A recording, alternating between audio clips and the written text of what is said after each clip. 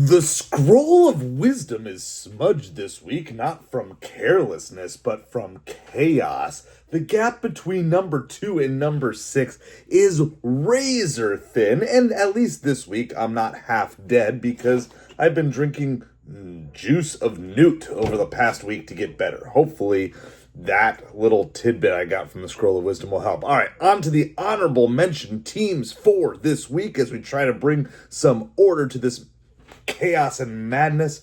We have the Milwaukee Brewers.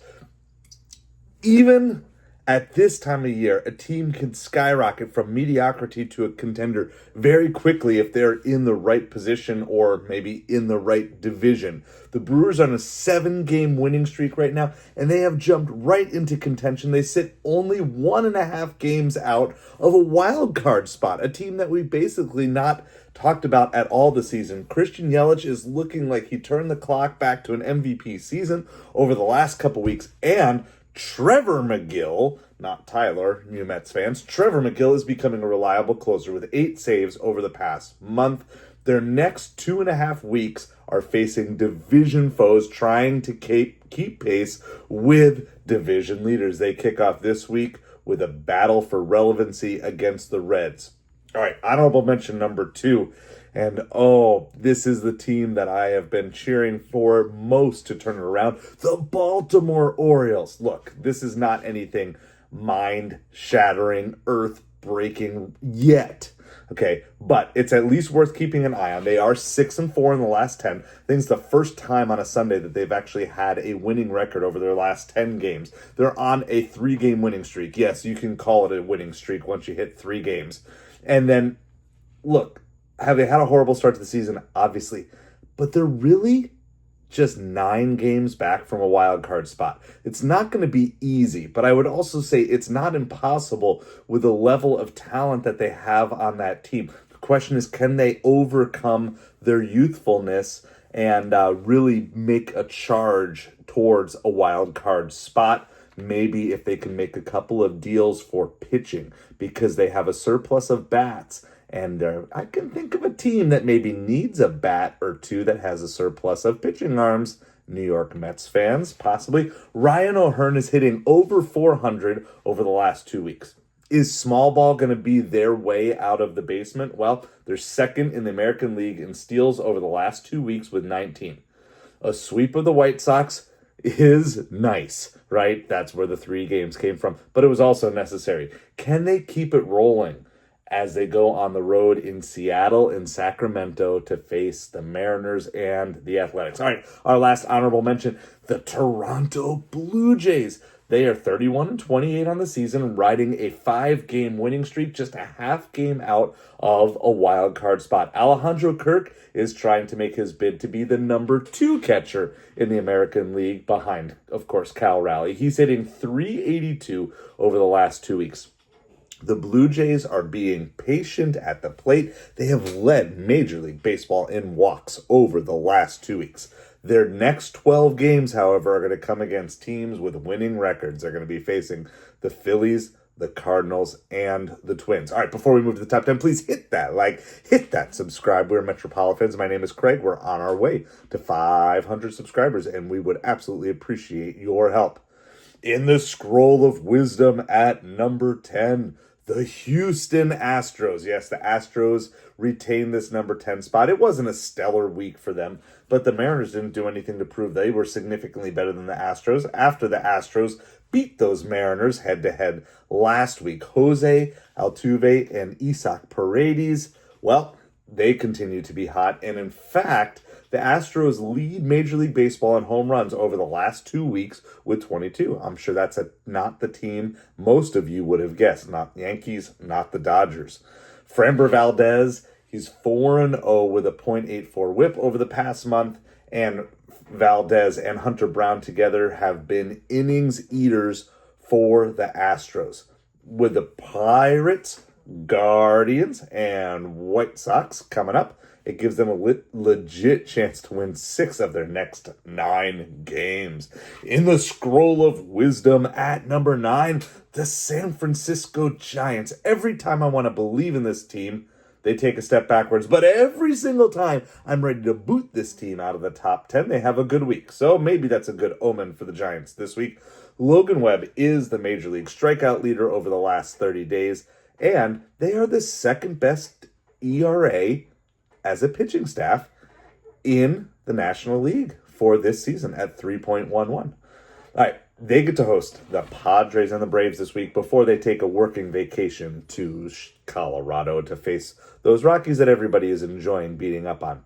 In the scroll of wisdom at number 8, the Cleveland Guardians. Okay, look, you've all been telling me they need to be in my top 10. That is the number one comment I've been getting recently. And I took a look, and I'm going to take a partial mulligan from last week. I was completely sick, did not have my juice of Newt to drink like I'm going to now. And I realize that perhaps I overlooked the fact that they did take 3 out of 4 from the Tigers, and I was well informed by some of the awesome viewers that they actually have a winning record against just about every single team in the American League Central. Now, that's something to be said. All right, that being said, I do not like that their run differential is a negative 16 on the season. It feels like a team that is going to face some regression if they can't really start pumping out the runs on a regular basis. However, they keep winning against teams in their division, and that's going to keep you afloat as long as you can have a winning record against all the teams in your division, because those games are just so much more valuable than the average game. And if they keep doing that, we are going to keep paying attention to that as well. Carlos Santana and Jose Ramirez, check this stat out. Over the last 2 weeks combined, those two are 40 for their last 92. Both of them are both almost hitting 500. And Emmanuel Clase is still Emmanuel Clase, probably the best or at least one of the top 3 closers in the game. The Yankees and Astros series coming up will be a solid test and certainly give them a chance to solidify their position in the top 10. In the scroll of wisdom at number 7, the San Diego Padres. Look, in any other year, this Padres team would probably be in consideration for one of the top 3 to 4 teams in baseball, but just not this year, at least not as of right now. That being said, they are the type of team that you do not want to play in a short series, and I'm sure there are plenty of teams that are hoping this Padres team will not make it into a wild card spot. Now, they certainly have a battle on their hands being in the NL West with both the Giants and the Dodgers, and I haven't given up on the Diamondbacks making a run. Gavin Sheets has 5 home runs over the last 2 weeks, providing some power for the team. But they have a major road test this week as they go to the Giants and the surging Milwaukee Brewers. So we'll see how they can handle that. In the scroll of wisdom at number 6, the Philadelphia Phillies. Okay, maybe number 2 last week was a bit of an overreaction, but that winning streak was so impressive. But I've often said it's not always about the winning streak. It's what do you do once the winning streak is over? And they are definitely lacking the consistency that you want to see from a top contender because they gave up the National League East lead just as quickly as they took it. They've been just 2-5 since their nice winning streak. And we've seen that with other teams this year who have good long winning streaks or at least a very long period of sustained winning. But then as soon as they hit a couple rocky points, they seem to not be able to hold it too well. We're currently watching teams like the Twins and the Cardinals, and of course the Phillies that we just mentioned, who all have had sustained winning streaks but have had struggles after that streak is over. And, let's see how this plays out. They are a good team. I know that hurts for me to say as a Mets fan, but they really are a good team, and I fully expect them to be in the battle for the National League East the entire season. Okay, I promise you, I'm not giving up on them. But let's take note of the good here. Ranger Suarez is 2-0 with a .48 ERA over his last 3 starts. They go on the road against the Blue Jays and the Pirates, 2 of their rivals, one from the 93 World Series and one from their own state, as they try to get back on track with their winning ways. In the scroll of wisdom at number 5, the Chicago Cubs. Look, from 5 through 2, you really can't go wrong putting any of these teams in any order that you want. You can flip a coin. You can draw straws. I'm going to give you an argument for and against each of these teams being the number 2 overall team right now. And you can let me know down in the comments below which team you think deserves to be number 2. Here's my best argument for the Cubs being the number 2 team. They keep leading the division despite team after team taking a run at them, right? We've seen lots of teams right now. The Brewers are taking a run. The Reds have had a good start. There have been a variety of times. Of course, the Cardinals had that nice winning streak. They also keep winning against inferior teams. And I know that maybe sounds simple, but there's a lot of times we see good teams that just can't beat the bad teams. This is the easy part of their schedule, and they are taking advantage of it. They also have a plus 97 run differential. It is best in the National League, and actually, until tonight, it was the best in the majors until the Yankees were able to put up a few runs on the Dodgers. Here's the counterpoint. Their most recent series against a good team, well, they lost 2 out of 3 to the New York Mets. They're 12-13 against teams that have a record over 500. So the question you really have to ask yourself if you are trying to judge this team is this run only because they're facing bad teams, or are they legitimately a good team? So a couple of stats you need to know about. Seiya Suzuki is blistering hot. He has a 362 average, 15 RBIs over the last 2 weeks. And the whole team, the entire team is hitting 291. They're almost hitting 300 as a team. Feels like the Mets barely have any batter that's even close to 300 some days. But they're hitting 300 or almost 300 as a team over the past 2 weeks. If you want to torture a Mets fan, which I know most of you do, just ask them if they wish they had Pete Crow Armstrong in center field. It will bring tears to their eyes, including my own. Their super easy schedule, though, this run is just about over. They have series with the Phillies and the Tigers looming. We're going to know a whole lot more about this team in about a week and a half, so definitely stay tuned.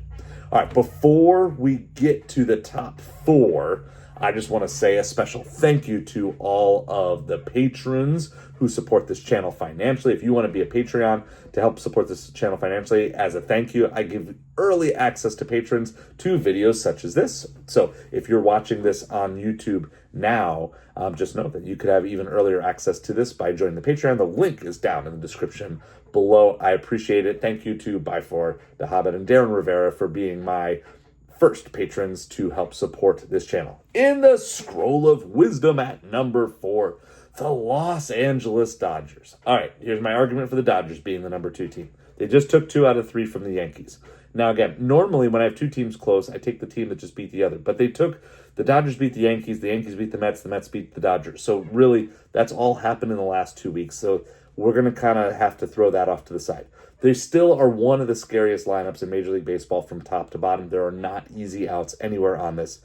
And they have survived an absolute injury massacre at the pitcher position. Okay, here's the counterpoint. They got swept at home versus the Angels, and that was within the last 2 weeks. Okay, that's not something that you want to be seeing from a number 1 team in baseball. Look, any team can have a good series, but to get swept at home by a team that is just battling to try to stay relevant, that's not a good look. Okay, they are really good, but are they focused? Do they have a little bit of a World Series hangover? I know you would want to think that that's not the case, but sometimes I just kind of wonder with that. Now, for the stats that are really good, they lead Major League Baseball in hits, in home runs, and in runs scored for the entire 2025 season. So there is going to be plenty of opportunity. And of course, the Dodgers are not focused on the regular season. They are focused on trying to get everything ironed out and smoothed out so they're ready to go for the postseason. And they have the luxury to be able to do that. So they have this series coming up, the next 4 games against the Mets. And then after a Mets series and a Cardinals series, they play 10 straight games against the Padres and the Giants. They're going to try to sort out and actually try to maybe move and start to claim the National League West as their own. All right, in the scroll of wisdom at number 3, the New York Mets. All right, I know, I'm a Mets fan, so maybe you're going to call this a homerism, but I really think that there's a valid argument here. First of all, they keep taking hits and bouncing back. There are parts to this team that any Mets fan will tell you is highly, highly frustrating. But they have the best home record in baseball at 24-7. Today, Soto, Lindor, and Alonso all homered in the same game for the first time this season. Now, I don't know how many times it's going to happen for the season, but I bet you if you had surveyed most Mets fans at the beginning of the season, they would have guessed it would have happened well before June 1st. And maybe with the weather and the temperature heating up and Juan Soto coming around, and this team surviving all the injuries as well. Remember, the Dodgers are not the only team with pitching injuries. This Mets team lost 3 of their potential 5 starters from their starting rotation before the season started as well, and they have continued to be basically one of the best, if not the best, pitching staff in terms of key stats like ERA and WHIP in baseball this season. So, are the bats finally heating up? We're going to find out. Sorry, my eyes are getting buggy here. I need some juice of Newt to put in the eyes here as we're going over all this. All right. What's the counter argument? Why might the Mets not be the number 2 team in baseball? Why do I not have them there? Well, look, they absolutely flopped against the Yankees. And any true Mets fan is going to tell you that that's still going to be in the back of our minds till we see them rectify that situation. And honestly, I think everyone's kind of got fingers crossed that the Mets can do what they have to do in Los Angeles. They have to split the series with the Dodgers in Los Angeles. If they lose 3 out of 4 or get swept by the Dodgers in LA, then there's going to be all sorts of chaos going on New York Mets, LOL Mets social media. Okay, so don't talk about how the Mets hitting has been with runners in scoring position as well. That's another way to absolutely drive Mets fans insane. But can I just tell you, Kodai Senga has absolutely anchored this pitching staff from the starting side, and Edwin Diaz has gotten back to being one of the best closers in baseball. Will he ever be number 1 in baseball again? Maybe, maybe not. But he is certainly providing stability in a bullpen that had a definite shaky couple of weeks in there. And really, all in all, it's not that bad in Mets land, all things considered, from where this team was a year ago at this time.